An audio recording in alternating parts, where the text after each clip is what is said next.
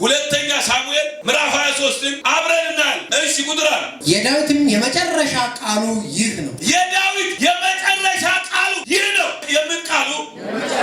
የመጨረሻ ቃል ማለት ከዚህ በኋላ ዳዊት ላይናገር የመጨረሻ ንግግሩ ነው። ለማ ለትውልድ ለቀጣይ ትውልድ የመጨረሻ ቃሉ ነው። እሺ ከፍ ከፍ የተደረገው በያዕቆብም አምላክ የተቀባው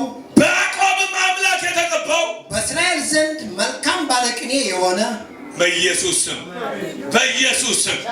በእስራኤል ዘንድ መልካም ባለቅኔ የሆነ የእሴይ ልጅ የዳዊት ንግግር ማሃዳጋላፋንታ እግዚአብሔር ምን ያደረገው? ከፍ ይሄ ሰውዬ ከታች አይደለም የሚያወራው፣ የተረዳ ነው፣ አቅም ያለው ነው።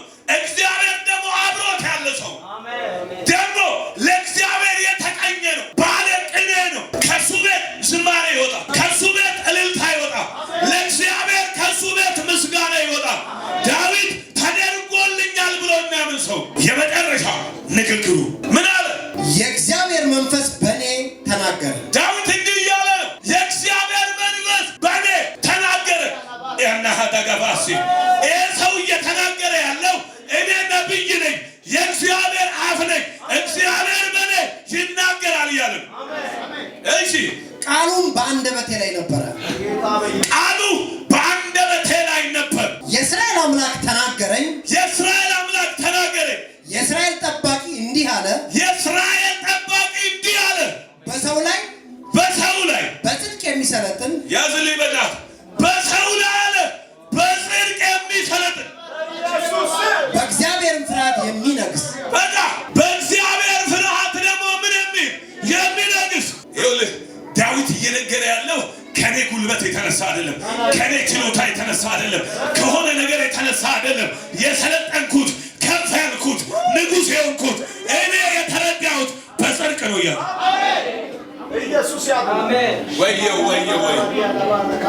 ይኸውልህ ሹመት ከእግዚአብሔር፣ ስልጣን ከእግዚአብሔር። ብዙ ሰው አለቃ መሆን ይፈልጋል፣ ዋና ይፈልጋል። የእግዚአብሔር ፍቃድ ነው አንተ አለቃ እንድትሆን፣ ራስ እንጂ ጅራት እንዳትሆን ተጠርተሃል። ነገሩ ግን ራስን የሚያደርግ አካሄድ ነው፣ ጅራትን የሚያደርግ አካሄድ። ሰው አካሄዱን ካላስተካከለ በፍጹም እግዚአብሔር ወደ ተናገረለት ነገር ሊገባ አይችልም።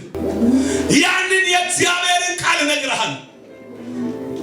በሰው ላይ መሰልጠን የሚወዳል በጽድቅ በምን በኢየሱስ ስም ባላችሁበት ቦታ ላይ በጽድቅ መሰልጠን ይሁንላችሁ። በጽድቅ መሰልጠን ይሁንላችሁ።